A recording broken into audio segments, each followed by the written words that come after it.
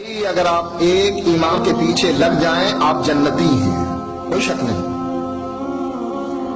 اگر آپ ایک امام کے پیچھے لگ جائیں آپ جنتی ہیں، کوئی شک نہیں۔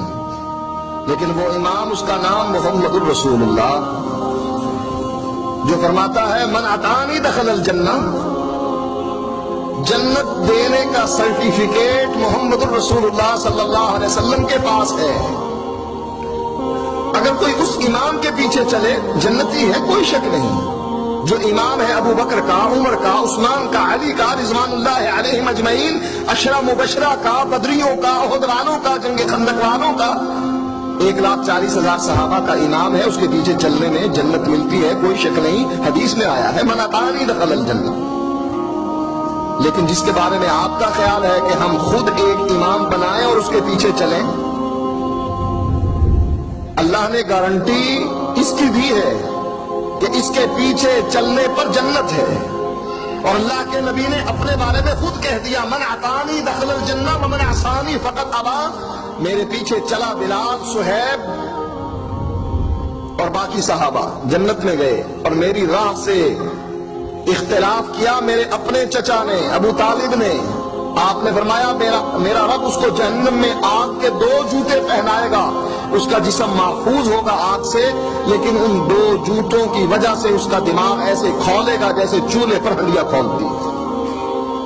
اس امام کے پیچھے چلو جنت ملے گی، حقیقت ہے، کتاب و سنت کہتی ہے۔ لیکن جس کے بارے میں تم کہتے ہو کہ اس کی تقلید کرنا، اس کے پیچھے چلنے میں جنت ملتی ہے، کس نے کہا؟ اس کے پیچھے چلنے میں جنت ملتی ہے، قرآن میں ہے، حدیث میں ہے۔ اس کے پیچھے چلنے پر جنت ملتی ہے، کس نے کہا؟ کوئی دلیل تو ہونی چاہیے نا۔ یہ 4 امام کس نے بنائے؟ اور ان میں سے ایک کو مقرر کر کے کہا کہ جو کچھ یہ کہے گا وہی کچھ کروں گا، یہ کس نے کہا؟ ان 4 اماموں نے بھی منع کر دیا کہ نہ یہ کام نہ کرنا۔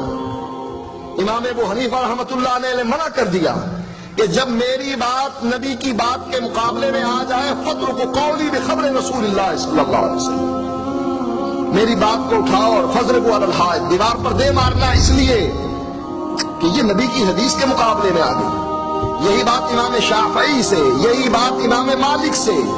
امام مالک فرماتے ہیں مسجد نبوی میں درس دیتے ہوئے ہر آدمی کی بات کو رد کیا جا سکتا ہے سوائے اس قبر والے کی بات۔ اور یہی بات امام احمد فرماتے ہیں کہ میری تقلید نہ کرنا، اوزائی کی نہ کرنا، ان لوگوں کے پیچھے نہ چلنا جس کو مالک کہا جاتا ہے، شافعی کہا جاتا ہے۔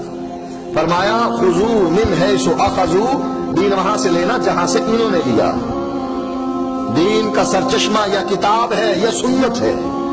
ان 2 چیزوں کو 4 اماموں نے کہا کہ ہماری تقلید نہ کرنا۔ اب تقلید جو قطعاً حرام ہے وہ یہ ہے کتاب و سنت کچھ کہتی ہے اور امام کچھ کہتا ہے۔ اگر کوئی شخص کتاب و سنت کے مقابلے میں اپنے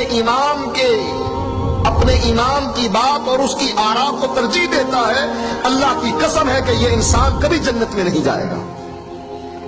سن لیجئے بات، جو آدمی کتاب و سنت کے مقابلے میں اپنے امام کی بات کو ترجیح دیتا ہے وہ آدمی کبھی جنت میں نہیں جائے گا۔ کیوں؟ قرآن کہتا ہے من یشاقق الرسول من بعد ما تبین له الهدى ویتبع غیر سبیل المؤمنین نولہ ما تولی ونصلہ جہنم وساءت مصیرا۔ کسی کو مسئلے کا پتہ نہیں لگا، علیحدہ بات ہے، لیکن مسئلے کا پتہ لگ گیا کہ مسئلہ یہ ہے، اللہ فرماتا ہے جو مسئلے کے پتہ لگنے کے بعد پھر رسول کی مخالفت کرے وہ جدھر جاتا ہے ہم جانے دیتے ہیں، وَنُصْلِيهِ جہنم، ہم اس کو قیامت کے دن جہنم میں داخل کریں گے۔